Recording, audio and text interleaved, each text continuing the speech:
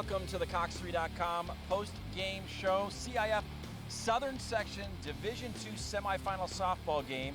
The Mission Viejo Diablos take care of the Moorpark Musketeers 8-0 to move on to the CIF championship game. Hi everyone, I'm Gordon Spencer along with the coach Bill Cunity and their professor Paul Westphal. And gentlemen, what a performance by Mission Viejo, but Paul Westphal, it was dominating from the beginning. Yeah, a spectacular performance considering the level of the bracket and the level of the competition. I thought Mission Viejo played marvelously. Early in the game when the outcome was still in doubt, I thought they put a lot of pressure on Moorpark with their run game, and then they played stellar defense throughout, and I thought it would be a 1-0, 2-0 game, but, well, at least I got the zero part right. That's true. You did indeed get that right. Well, Taylor McQuillan in the circle for Mission Viejo. Coach, what a performance. We've seen it all year from her. Just a remarkable young athlete, tremendous competitor, pounded the strike zone all day long. Her strikeout to walk ratio is crazy, but I'll tell you what, they can ride her to a CIF championship if she keeps pitching like that. All right, let's take you to the highlights here at Mission Viejo High School. Bottom of the first, no score. Alyssa Palomino will score on the Alicia Everett RBI single to right, 1-0 Mission Viejo. Bottom of the fourth, 3-0 Mission Viejo. When we see the power of junior Alyssa Palomino, she blasts her 17th home run to dead center. It's still going. 42nd career home run, a 2-run shot. It is 5-0 Mission Viejo. Let's go to the bottom of the fifth, 6-0 Mission Viejo. Kayleen Schaefer with a 2-out blast to the fence. That's an RBI double. That scores Sammy Dees. It's 7-0 Mission Viejo. Plenty of offense for junior pitcher Taylor McQuillan. She strikes out Cassidy Simons for strikeout number 11, and then gets Sierra Huerta strikeout number 12, and the Diablos win it 8-0. Paul Westphal caught up with the Stars after the game. I'm with two of the stars of Mission Viejo's win that gets them to the championship final. I'm with Alyssa Palomino and Taylor McQuillan. And let's start with Alyssa. First time up, you get on a kind of an unusual single, but it didn't take long and you were off and running. Was that sort of a game plan to pressure the Moorpark defense? Yeah, it was. Going from last game, scoring 1 run in 10 innings, we just talked about taking chances and getting on base and having the runners go whenever we could, and that was our game plan. And then, of course, later on in the contest, you flexed your muscle and hit an absolute rocket that I think is still going. I don't think they ever found that softball. Tell me about that at bat. I was just trying to get on and get a runner to score, and I just kept my weight back and I kept my hands to the ball, and I guess it just went. That it did. Master of the understatement. Congratulations. Best of luck in the championship final, and I thought it was a terrific team victory on all counts, offense, defense, and pitching, but congratulations. Now let's talk to the pitching star, Taylor McQuillan. You pitched from ahead virtually the entire game. Did you just pitch your game, or were you pitching to combat that powerful hitting lineup? What was the strategy coming in? Right, I think we knew what Moorpark was capable of, and like Alyssa said, coming off a 1-0 win in 10 innings. Last game we just came to throw the game that our team knew how to play, and we worked with what we got. If we had to adjust, we did. Overall, besides Amanda, I think it was pretty well, and we made the right adjustments as necessary. Well, and you obviously had to pitch at a 0-0 situation quite a long time against Westlake. They got you some runs early. Does that change your mindset, or does that change anything at all when you've got an early lead?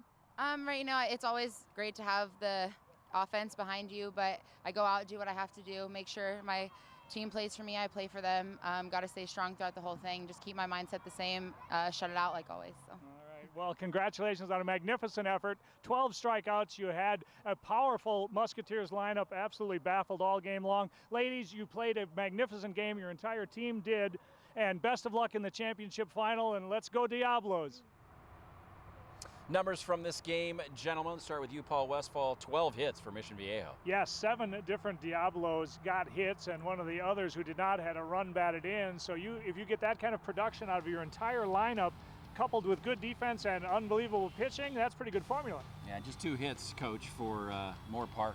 Well, we saw a great hitter in the number 2 hole for Moorpark, and I think she's going to be a tremendous addition to the University of Florida team in 2 years. She's only a junior.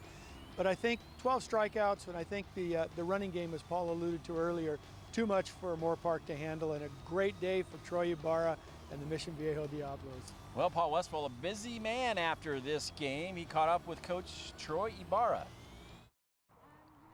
I'm with Mission Viejo co-head coach Troy Ibarra. And Coach, first, congratulations on a very impressive win over a very good team. But I was interested in the first inning when the game was still very much in doubt.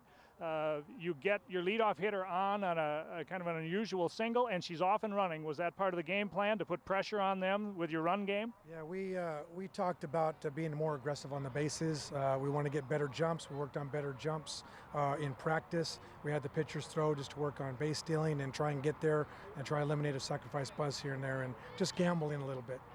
Well, then defensively, I was very impressed. We talked before the game, and you mentioned how Taylor strikes out a lot of hitters, so sometimes the defense isn't involved as much as they might be, but your defense was superb today. They made all the plays. Yeah, they stepped it up. They got the ground balls. They went and got the ball, charged the ball, played catch with the ball, and we did everything correct today.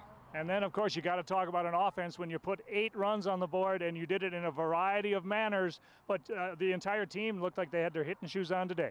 Yeah, they work hard on the tee work, you know, short bats and stuff like that, and they did it today. They put the barrel to the ball, put the ball in play, and they did a very good job. And then, of course, last question, Palomino comes through with a big home run that kind of put the icing on it for you. She is a special talent. She is so strong, and she hits the ball. She uses the whole field, We practice using the whole field all the time, and she's been doing a great job. All right. And 17 home runs now.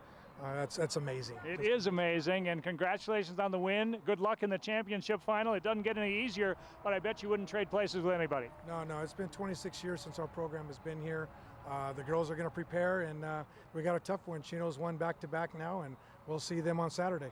All right, best of luck in the final, and you know we'll be watching.